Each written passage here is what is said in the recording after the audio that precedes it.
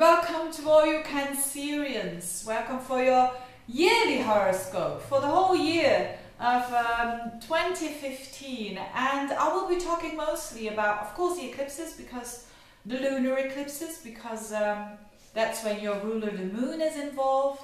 But mostly about Jupiter up until Pluto. So the long-term planets or the outer planets. So let's start with the most challenging one, which is Pluto. I've been talking about that in the monthly horoscopes, that for you as a Cancerian, the Pluto-Uranus square is significant because you're a cardinal sign, and the cardinal signs are feeling that the most. And especially because this square between Pluto and Uranus, which is all about transformation, which is all about power, which is all about not overpowering someone, which is all about not being overpowered, and that happens in your one-to-one relationships.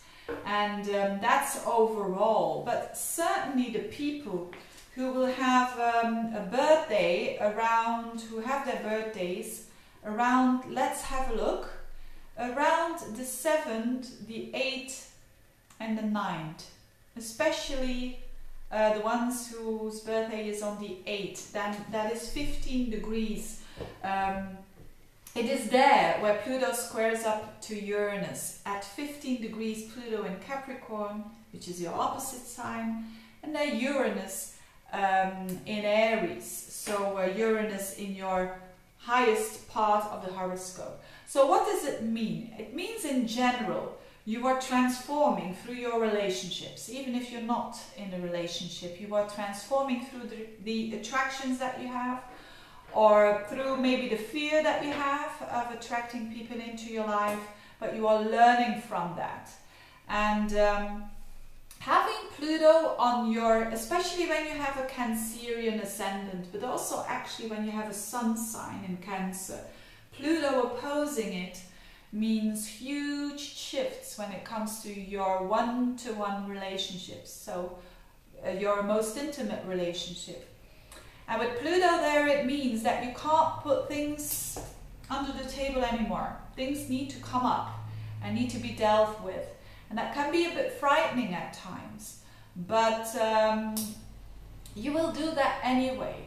So if the relationship is challenging, it means that there need to be balance. There need to be balance between your power and the power of the other person.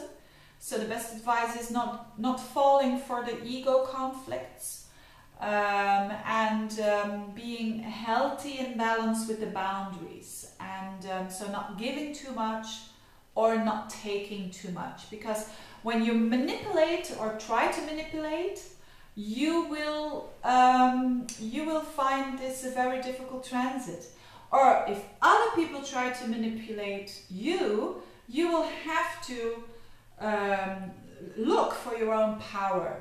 So that's you could say it's actually the same, but it's in a projection.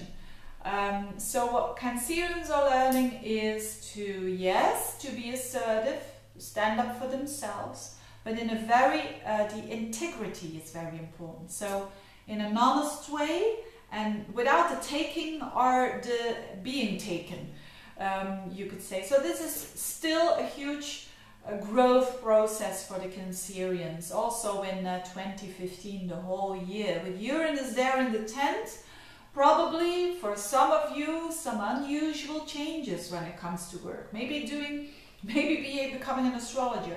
Could be Uranus in the 10th house, but probably not for many, but you never know. But with Uranus in the 10th, it can be something unusual that you want to do with your work, or you want to have more fun, more excitement when it comes to your work. Then, so this is I think the most important thing when it comes to Cancerians. Now, other things that are also interesting is Neptune in your 9th house. It's still in your 9th house, which the 9th house is the most expansive house.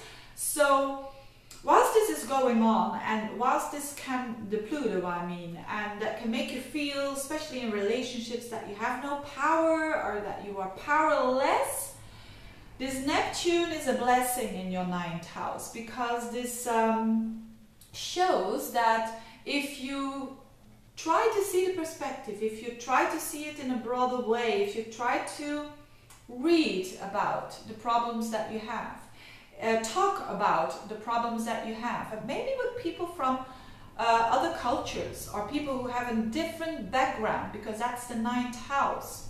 Maybe studying something new, or maybe you teaching others something new. That can help you to feel a bit more powerful instead of powerless.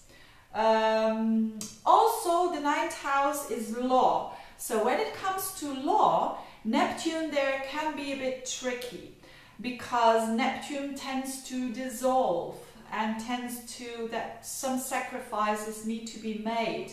So the best thing that you can do is stay, again, this integrity. Stay very true to yourself. You can't force other people's their intentions. You can't do that. You can only go to yourself. That's the only thing that you can do.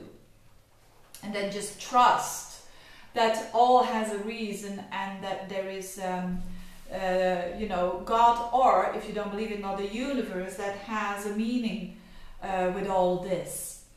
Then Jupiter in the 3rd, you have Jupiter in the 2nd last year, and still up until August for 2015, which is good, which is all good for your self-worth, your confidence, your talents, your financial situation, hopefully, for some of you where it was a bit less, hopefully you have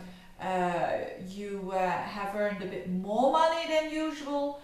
And when it shifts into your 3rd house around August, it means that there is a bit of an emphasis on your communication. So you can maybe learn another language, or you can maybe teach, or again, a lot of emphasis on the communication houses.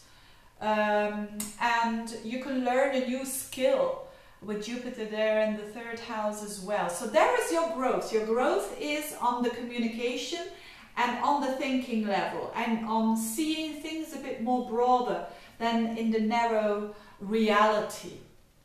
And the challenges is a bit more with relationships and with your encounters one-to-one. That can even be a colleague, for instance, where you learn to stand up for yourself but not to be too aggressive either.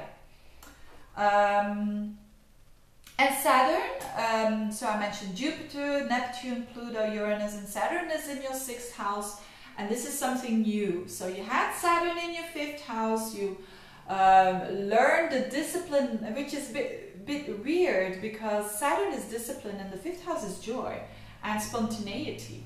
So it could have meant that having pleasure was not as easy last year. That is going to improve, if that has been the case. And now Saturn, the reality is more in your 6th house, which is your day-to-day routine. So actually being strict and being quite disciplined in your day-to-day work, or in your day-to-day routines, the things that you do on a day-to-day basis, your health, your meals, if you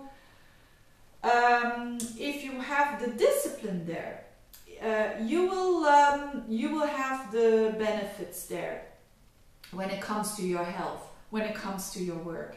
So Saturn in the 6th really means that maybe your day-to-day work is not the most pleasant, but it's necessary, it's real, and it is it's something that you need to do in order for all the other areas of your life to work. You see, so it's that's Saturn in the 6th house. So take care of your health, take care of, as I said, your health, which is being in the body, doing exercises. If you're living here all the time, that's not good. Being in the body, doing the things that you like to do, maybe when it comes to sports or moving.